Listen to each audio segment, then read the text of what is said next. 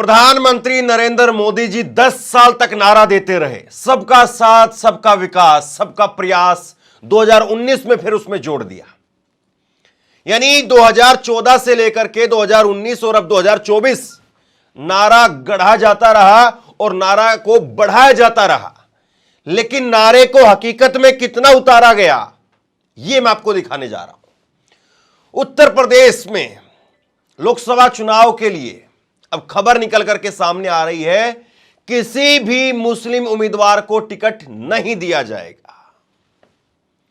सुनने में कितना अच्छा लगता है ना, सबका साथ सबका विकास, फिर 2019 में उसमें जोड़ दिया सबका प्रयास। नारा कितना शानदार है, लेकिन जमीनी हकीकत शून्य। जमीनी हकीकत बताती है कि नील बटे सन्नाटा।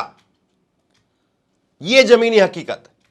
कैसे मोदी जी जो है वो सबका साथ सबका विकास का दंभ भरते हैं या सबका साथ सबका विकास का नारा गढ़ते हैं। यह खबर मैं आपको दिखा रहा हूं। खबर देखिए आप, न्यूज 18 उत्तर प्रदेश की खबर है। बीजेपी लोकसभा में चुनाव में नहीं देगी किसी मुस्लिम उम्मीदवार को टिकट। यह जो है वो कहा जा रहा है कि किसी भी मुस्लिम उम्मीदवार को लोकसभा चुनाव के अंदर कोई टिकट नहीं दिया जाएगा। उत्तर प्रदेश की यह खबर है। रायबरेली और मैनपुरी से कोई अभी तक उम्मीदवार जो है वो बीजेपी को नहीं मिला है। बीजेपी किसी भी मुस्लिम उम्मीदवार को टिकट नहीं दे रही। इसके मायने क्या है? हालांकि बीजेपी ने तो मुस्लिम उम्मीदवारों को अब राज्यसभा में रिपीट करना तक बंद कर दिया। राज्यसभा में भी जो एक दो चेहरे दिखाई देते थे, मुख्तार अब्बास नकवी और ये सब, वो वापस हो गए हैं, दिखाई नहीं दे रहे हैं। प्रवक्ताओं में तक नहीं दिखाई देते हैं। आप नेताओं में तो बात छोड़ दीजिए, प्रवक्ताओं में जो पहले जो पुराने शहनवाज हुसैन थे, प्रवक्ता थे, दिल्ली के अंदर कमान संभालते, तो उनको वापस बिहार भेज दिया गया। तो यह स्थिति है सबका साथ सबका विकास की।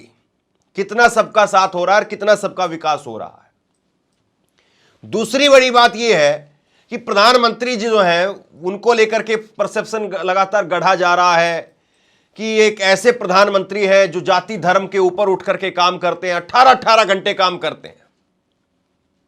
और कल भी जो है वो बैठक हुई, तो रात को बैठक 12-11 बजे बैठक शुरू होती है, सुबह 3:30 बजे बैठक खत्म होती है। और मैं आज चैनलों के ऊपर देख रहा हूं, तमाम चैनलों में दिखाया जा रहा है कि मोदी जी 73 साल के हैं। मोदी जी 73 साल के, 11 बजे 12 बजे बैठक में बैठते हैं और सुबह 3:30 बजे तक बैठक चलती है।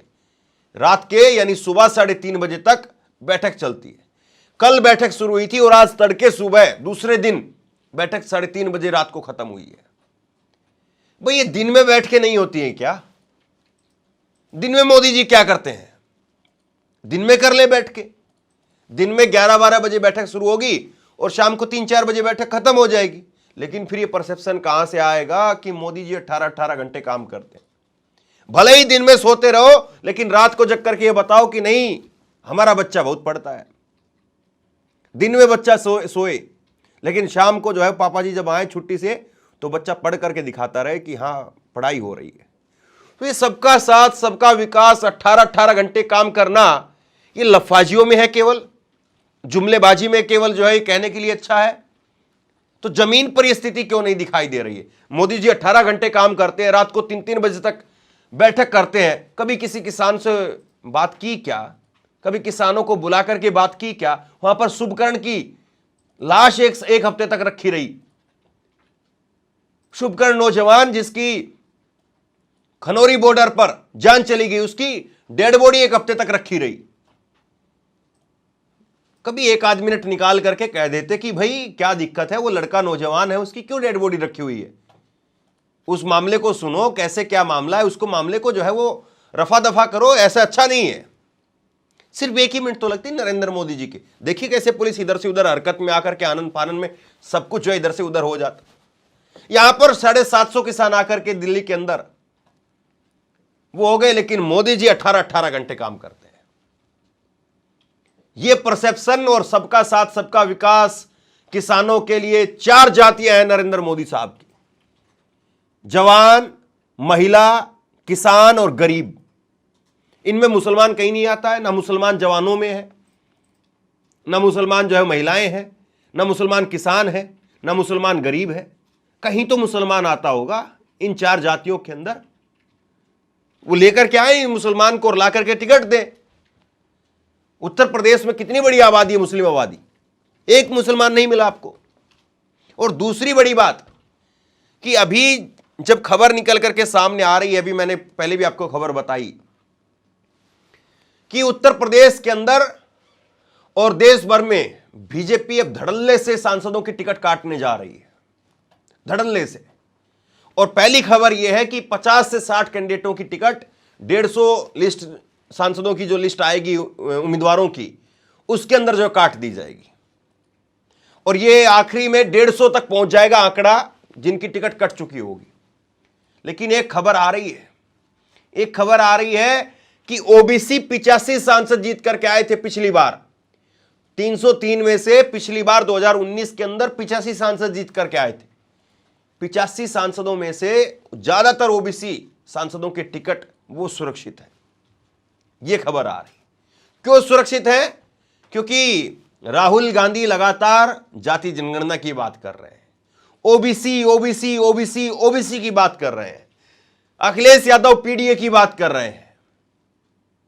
आज कम से कम बीजेपी के अंदर जो ओबीसी के सांसद हैं, उनको राहुल गांधी का, तेजस्वी यादव का, अखिलेश यादव का आज शुक्रिया अदा करना चाहिए कि कम से कम इन लोगों ने जब जातीय जनगणना का मुद्दा उठाया, जातीय जनगणना पर बात की, तो आज स्थिति ये आकर के खड़ी हो गई है कि नरेंद्र मोदी साहब ओबीसी सांसदों का टिकट काटने का रिस्क नहीं ले पा रहे हैं।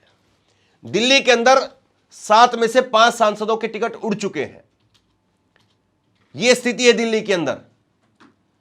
यह पक्का खबर जो है मैं आपको तकरीबन आधिकारिक तौर पर नहीं आई है, लेकिन पुष्टि आप मान करके चलिए इसकी। 7 में से 5 सांसदों के टिकट उड़ा दिए गए हैं।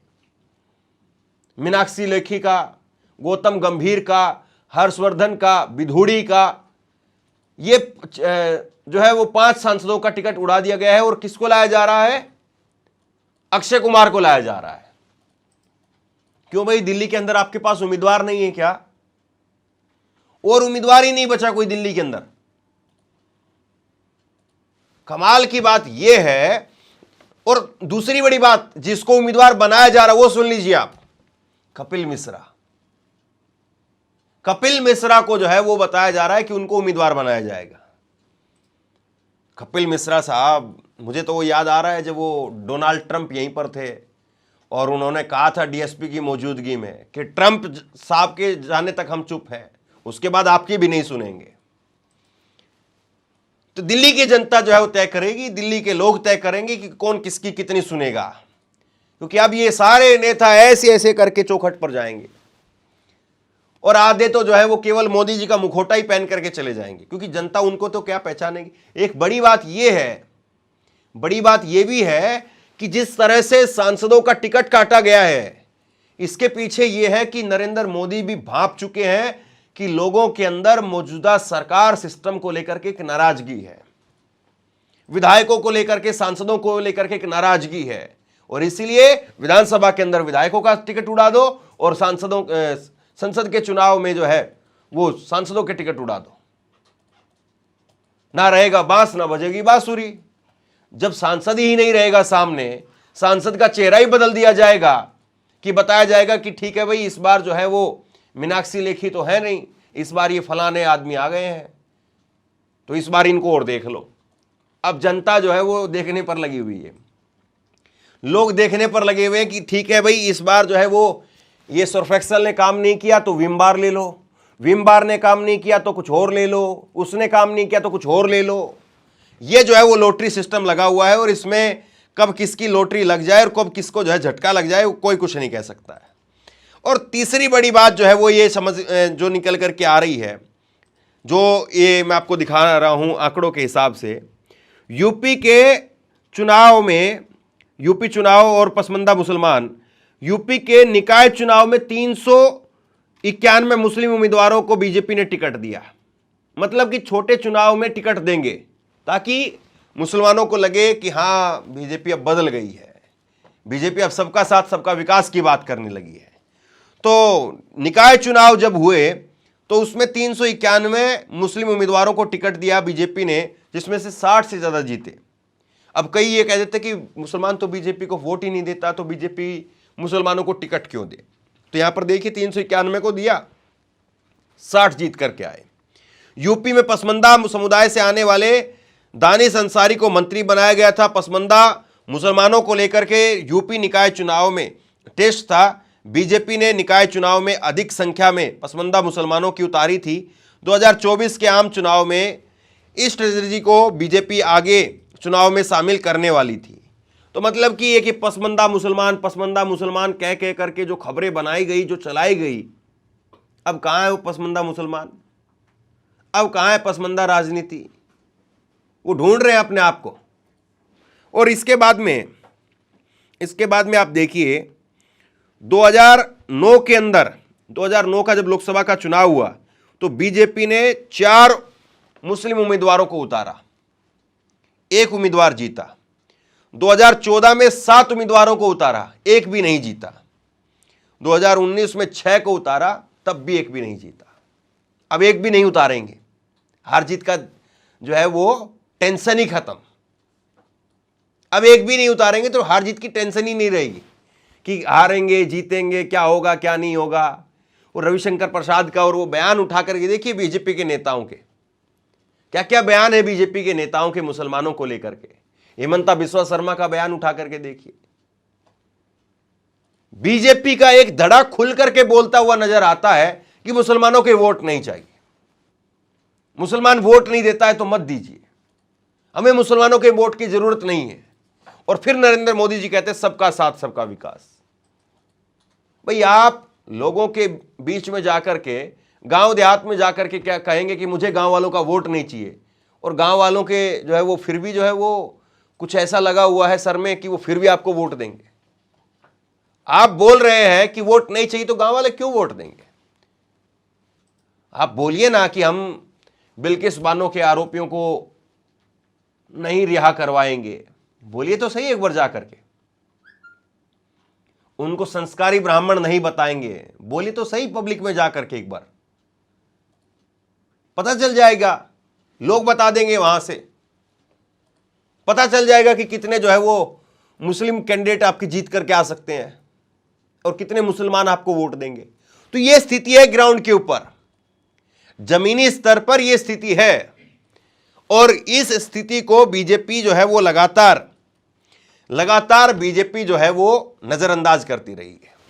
लेकिन क्या सवाल यह है, क्या ये मुस्लिम उम्मीदवारों को वोट नहीं दिया जा रहा, या मुस्लिम उम्मीदवारों को जो है वो, माफ कीजिए, वोट नहीं, उनको टिकट नहीं दिया जा रहा, तो मुस्लिम उम्मीदवारों को टिकट नहीं दिया जा रहा, इसका असर केवल और केवल जो है वो मुस्लिम वोट बैंक पर पड़ेगा, या और दूसरा जो सेकुलर वोट है देश के अंदर, जो मानता है कि भारत एक धर्मनिरपेक्ष देश है, वो तबका भी ये सोचेगा कि कैसे जो है वो आज देश के अंदर एक पार्टी जो मौजूदा सत्ता में है और वो किस लिहाज से वो कह देती है कि हमें तो 1 भी जो है वो वोट, हम टिकट नहीं देंगे।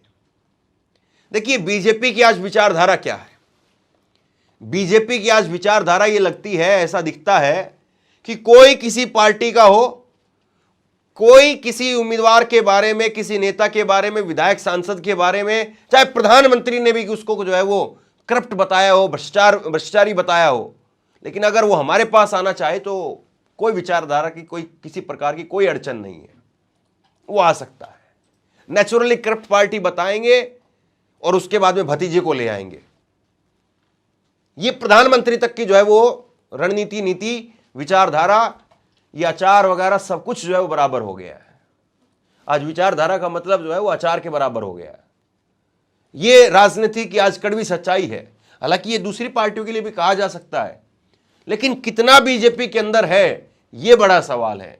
और जो पार्टी आज ये कहती है कि हम तो हैं ही और हम ही रहेंगे, तो कम से कम उस पार्टी को जब खतरा ही नहीं है किसी प्रकार से, तो कम से कम उसको तो अपनी विचारधारा नहीं छोड़नी चाहिए। क्यों जो है वो पार्टी दूसरी पार्टियों से नेताओं को जो है वो इंपोर्ट करने लग रही है। वो ज्योतिरादित्य सिंधिया से लेकर के आरपीएन तक और तमाम नेताओं को, अब तो मुख्यमंत्री बनाना शुरू कर दिया दूसरी पार्टियों से ला करके। एकनाथ शिंदे को मुख्यमंत्री बनाया, देवेंद्र फडणवीस वहां पर बैठे रहते हैं। तो सवाल यह है कि आखिरकार बीजेपी जो दंभ भरती है 2024 का चुनाव 400 पार जीतने का, वो बीजेपी 4 मुस्लिम कैंडिडेटों को भी टिकट नहीं दे पाएगी क्या? और ये खबर ऐसे ही क्यों आ रही है? ये न्यूज़ 18 जो है वो क्यों चला रहा है इस खबर को? जाहिर सी बात है अंदर से खबर आई होगी, और पहले भी जो है इस बारे में पुष्टि एक पुख्ता तौर पर खबरें सामने रहती हैं। पुख्ता तौर पर बीजेपी का जो ट्रेंड है वो दिखाई देता है कि बीजेपी तो राज्यसभा भी रिपीट नहीं करा रही अब, तो लोकसभा तो कैसे ही होगा फिर? कम से कम राज्यसभा के अंदर कुछ चेहरे दिखाई देते थे, संसद में उसी बहाने कुछ चेहरे दिखाई दे देते थे। अब तो वो चेहरे टीवी पर भी नहीं आते हैं कि टीवी पर तो कम से कम दिखें। मुख्तार अब्बास नकवी और ये तमाम जो चेहरे थे मुस्लिम, जो गिने चुने उंगलियों पर चेहरे थे, वो टीवी पर भी नहीं दिखाई देते हैं। आज की मौजूदा स्थिति ये है। तो फिर भी सबका साथ सबका विकास है साहब, फिर भी सबका साथ सबका विकास है। तो सवाल अब यही है कि जनता इसको कैसे लेगी। शेयर कीजिए इस खबर को, लोगों तक पहुंचाइए, और आप क्या सोचते हैं नीचे कमेंट बॉक्स में लिख करके जरूर बताइए। और इसी तरह की तमाम खबरों के लिए ऑनलाइन न्यूज इंडिया को सब्सक्राइब कीजिए, साथ में जो बेल आइकन है घंटे उसको जरूर दबाइए, ताकि जैसे ही कोई खबर अपलोड करें उसकी नोटिफिकेशन सीधे सबसे पहले आपको मिल सके। अगर ये वीडियो फेसबुक पर देख रहे हैं तो फेसबुक पर हमारे पेज को लाइक कीजिए, फॉलो कीजिए और इस खबर को शेयर कीजिए। आपका बहुत बहुत धन्यवाद।